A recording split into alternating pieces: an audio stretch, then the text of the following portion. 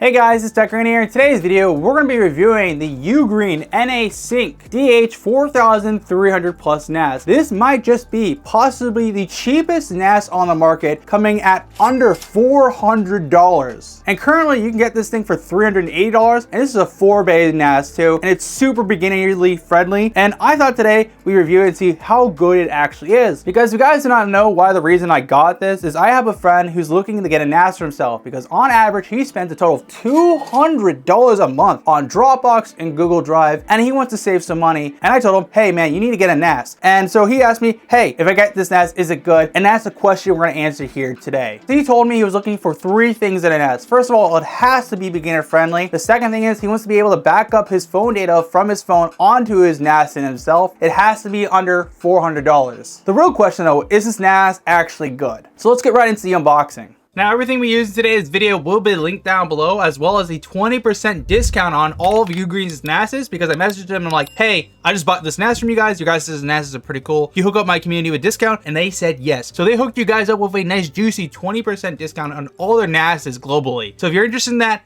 definitely check it on out.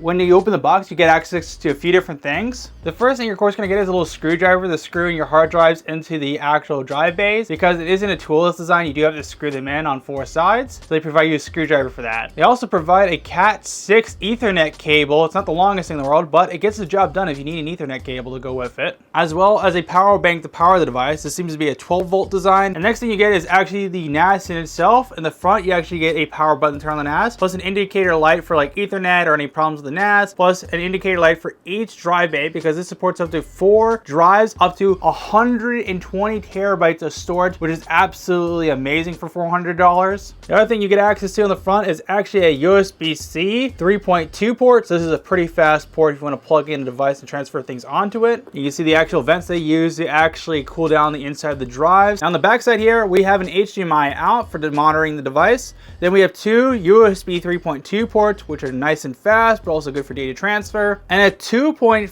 gigabit Ethernet port on the back, which is kind of insane. I was expecting this cheap NAS to have a 1 gig, but 2.5 is like amazing. I feel like every single device going into 2026 into 2027 should at least have 2.5. I would really like to see a 5 gigabit port though. And finally, got a reset button here, and also the power for the power brick. Now for some hardware specs about this actual NAS, it's using an ARM CPU with 8 cores at 2 gigahertz, and it's using 8 gigabytes of DDR4 memory, which is not the latest or greatest, but it's still really good, especially in this market where RAM prices are through the roof. Now another thing to keep in mind about this NAS, even though it doesn't have an SSD cache on the bottom, you can still add an SSD cache, because this supports 3.5-inch hard drives as well 2.5-inch SSDs. So what you could do is install 2 SSDs in your first 2 bays, and that way you set them up to be your SSD cache, and you get another 30 terabyte hard drives for the other 2, and that way you have fast actual read and writes, then you have mass quantity for storage here. So even though this is a budget NAS, there's still a lot of potential for what you want to do with it. And this NAS does also support NFC, so you'll be able to easily set it up across your devices, whether that be Windows, your phone. It's easy plug and play once you set it on up. Now I want to quickly go over some comparisons between this budget $400 NAS compared to UGreen's DXP4300 Plus NAS, which is a $600 NAS, because even though you spent $200 more, you got a lot more value compared to this one. And like the things to follow, you get a 10 gigabit Ethernet port as a 2.5, as well as a SD card reader, because I wish this one had an SD card reader, because like I know a lot of people who go on family vacations and stuff like that, bring a camera, use an SD card, record everything to it. So unfortunate that there's a missed opportunity here. So me personally, if I was to recommend this NAS to somebody, I would recommend this one if you're on a tight budget, but if you have an extra $200 laying around, definitely go for the DXP4300 Plus. But the next thing we need to do is actually set up this NAS. So let's get this set up. First of all, what we gotta do is take off the lid. And afterward, we want to uninstall each of the bays. An important thing to keep in mind, each of the bays are labeled 1, 2, 3, and 4. And of course, it'll be labeled on the bottom here. It's kind of hard to see, but we want to make sure they go into the proper spots. So all you have to do is pinch, pull, and we can just do the exact same thing to all of them. Once we have all of them out of the bay, all we need to do is install hard drives into the cage. So what you're gonna do is take your drive and you take your bay, you're gonna line it on up. And once it's lined up, you wanna make sure this part on the bottom is poking out. You're gonna need to screw in some screws to here, here, here, and right there. Because this actual NAS comes with hard drive screws as well, you only need to screw it down with. There are going to be two different kinds of screws that come with it. You want to make sure to use the longer ones. So we're going to take our 3.5 screws with our actual 3.5-inch hard drives, and we're just going to screw in our drives into the bay so they don't go anywhere. The first one done, we just need to do this to 3 more. I will say, surprisingly, the screwdriver they gave you with you has a magnetic tip, so the screws don't go anywhere. Now that our drives are ready, all we have to do is load them into our NAS. So I'm going to load them each one to their proper base. So this one's 3, it's going to go into the 3 slot. And we're going to do the exact same thing to all of them and line them on in, push them on down. You'll hear them click into place if you do everything correctly. And now that our drives are loaded, we can just put the top back on. Cool thing about the top though, it's magnetic, so it should just pop into place. So that's nice. And all we have to do is take our power bank and just take one, plug it into our outlet, and take the opposite end and plug it into our DC 12 volt for our NAS to power it. And all we need to do is plug in our Ethernet cable into our NAS. And once that's done, all we have to do is turn it on. And it'll just start booting on up and we can search for it on our network. Now next thing we do is download the software for the UGreen NAS to find it on our network. So we'll have a link to this page down below. Once you're on this page here, all we're going to do is add our model of our NAS here. So we know we're using the DH4300 Plus, and we're just going to select it like so. And then we're going to go to client, and from client, we want to download this for actually our PC since we're using Windows. Then all we're going to do is take that downloaded client and install it onto our PC. Now, once you load it on up, you will get access to searching devices on your LAN. So you can see right here, the DH4300 Plus is available here. So we're going to register this new device. Then all you have to do is name your device whatever you want. I'm going to leave a default for the time being because it's going to be for my friend. And we're going to click the terms and agreement. And I'm not going to click the optional thing here because if it's optional, I probably don't need it. Then all you need to do is set up an account name and then your password.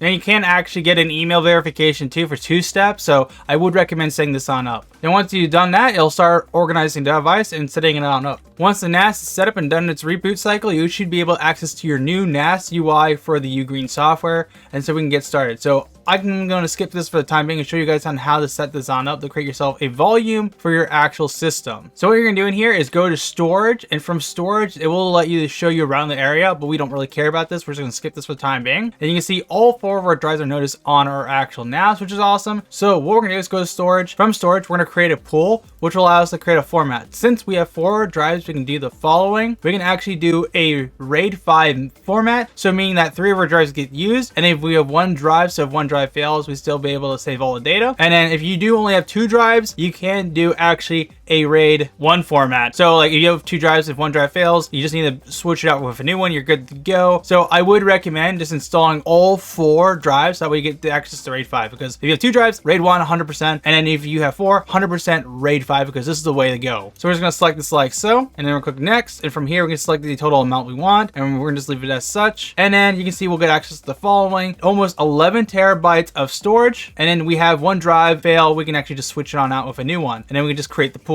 And of course it's going to format it, so this might take a second. After 6 hours, the NAS has finally set up its RAID 5 format, which is awesome. So the next thing we want to be able to do, especially for my friend, is actually being able to back up my phone data to the actual NAS in itself, or his phone data. So I'll show you guys how to do that next here. So what you want to do is go to your app center, because the app center provides a lot of different apps that you can actually use to get access to different things. Like you can use Docker for Plex, you can use like Jellyfin if you don't want to use Plex. One of my favorite apps I want to quickly recommend is the Theater app. It has a little AI album, so this is awesome for organizing movies and films. And me who watches anime, I like organizing my anime with it, and it's so nice. And the cool thing about it is once you have the anime set up on your NAS, you can actually just bring your phone with you and watch your animes on your phone from your actual home device. Or you can do something as using the sync and backup for actually your phone. So we're going to install this on our NAS here. Now once it's installed, what you're going to need to do is download the NAS UGreen software for your phone. So if you have an Android device, what you want to do is go to the Play Store on your actual phone, and from Play Store you want to look up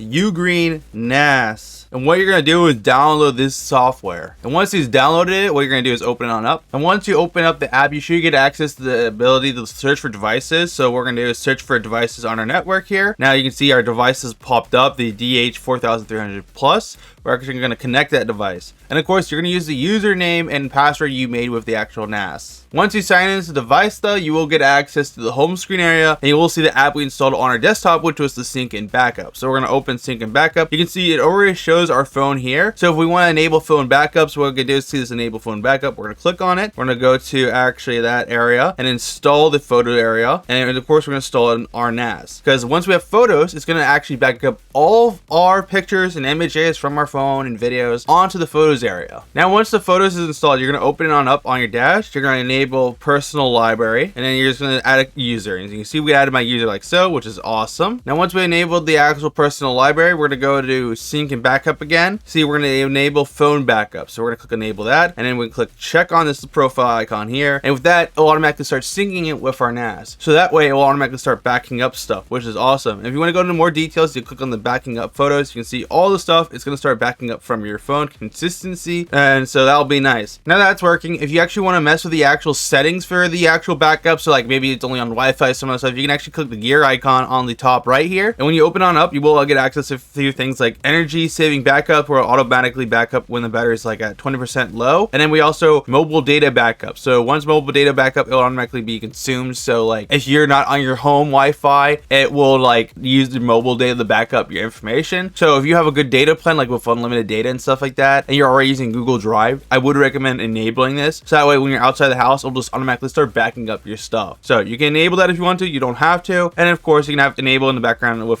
stuff. So that of course you will need to go into your Android settings, but most times around, these two are the main ones I personally enable, because when you have these two going, you're all set. The one thing I've noticed though, sometimes it does not want to back up like perfectly in the background. So I would recommend you, when you get back home, you have a few things you just took pictures of, you want to update it. You just go into your app here and you go in this area and just like watch it get uploaded, make sure everything does get uploaded, because sometimes it doesn't magically do it. I've noticed. That's a small bug that I've noticed, but not sure why though. But you can see it's pretty quick about actually uploading stuff to your actual NAS. Like you can see this thing is chewing through these pictures. Like, so it's honestly so good compared to Google Drive. Actually, let's compare it to Google Drive, how fast it is. So this is like going within like a few seconds. So let's drop an actual 10 gigabyte file to my NAS versus actually Google Drive to see which one's faster. So what we're gonna do is test dropping this 11 gigabyte file from my actual computer here onto Google Drive. Then we're going to compare it to the UGreen NAS to see which one is faster. So I got my little timer. I'm going to start now and upload. So let's see how long this actually takes.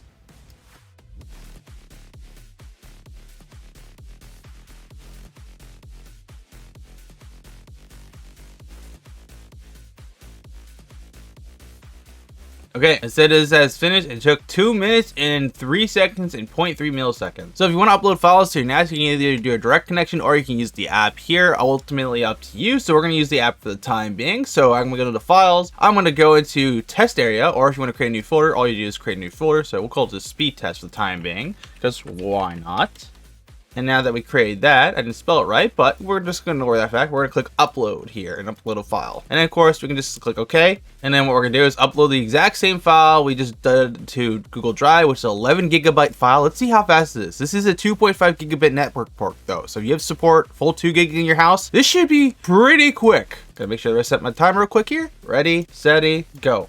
You can actually see it too on the actual upload area, because there's a little upload speed tab area, so you can see how fast it's actually uploading things. And you're gonna see this is pretty quick. And if you have 1 gig, it's probably gonna be slightly slower than Google Drive, but it should be significantly faster still. It really depends on like how stable your internet is. If you're doing 1 gig over Ethernet, it should be like that. If you're doing 1 gig over Wi-Fi or your Wi-Fi flakes, Google Drive will be slightly faster. But honestly, if you can contain everything in your house, why not? You know what I'm saying? Poor Google Drive though, it's getting absolutely whooped right now. Look at this. Remember, 2 minutes and 3 seconds is the time to beat. There's the file right there, 100% complete, 52 seconds. It is more than 1 whole minute faster. I would say even more than 1 whole minute faster than the actual Google Drive, which is just absolutely ridiculous. Just imagine if this budget NAS, $400, had an SSD cache on it. Just saying, I think the play to go with this NAS is the following. Get like 2 really nice 2.5-inch SSDs. I don't know the max capacity of those, just the biggest ones you can get. Make them your SSD cache in a RAID 1 format, and then get 2 30 terabyte hard drives for a RAID 1 format, and that way you have like 30 terabytes of space, max amount of SD cache, and it's just like it's blazing fast, but also max capacity. Or you can just do all hard drives and get 30 terabyte hard drives or 24 terabyte hard drives and just go with that instead. So ultimately up to you, man. But this is nice. Now I want to go with my final thoughts on this UGreen NAS for the DH4300 Plus. Honestly, this $400 NAS or $308 NAS is really nice for the price for what you get. 4-bay NAS, 2.5 gigabit Ethernet port, 8-core CPU. It's an ARM CPU, but you can see the software support is really good from UGreen. They've been really maintaining it, so that's been awesome. And the only complaints I really personally have about this NAS is 3 things. First of all, no 10 gigabit network port. Then again, that's what you kind of get for the cheap price. The second thing is no SD card slot, especially if you're a family man, you're getting an NAS for your family to store all of your data on. You can go to sporting events and stuff like that to record your kids. You usually use a camera, or you use your phone nowadays too. So I guess the phone backup is there for it. But I think an SD card slot would have been perfect for this NAS for family members. And the third thing that really I don't like about this NAS, but I still think is fine, is the no SSD cache. Like, you can't use 2.5-inch SSDs to compensate for that, but then you lose access to 2 drive bays of the 4. So it's kind of like a trade-off. Do you want super fast speeds plus a lot of capacity, or do you want just a huge amount of capacity with all 4 slots being hard drives? That's the kind of question you have to ask yourself with this actual NAS for $400. I do want to say one thing. In comparison to the DXP 4800 Plus, which is their $600 NAS, it has pretty much everything as I mentioned this NAS doesn't, but it's ultimately up to you. Do you want to spend another, what is it, like $200 or technically $220 for the DXP Plus for this one? I think it's more of a matter of like what you're looking for in a NAS. Me personally, if I had to choose between the two, I'd probably go with the DXP Plus 4000, just because, as I said earlier, provides all those benefits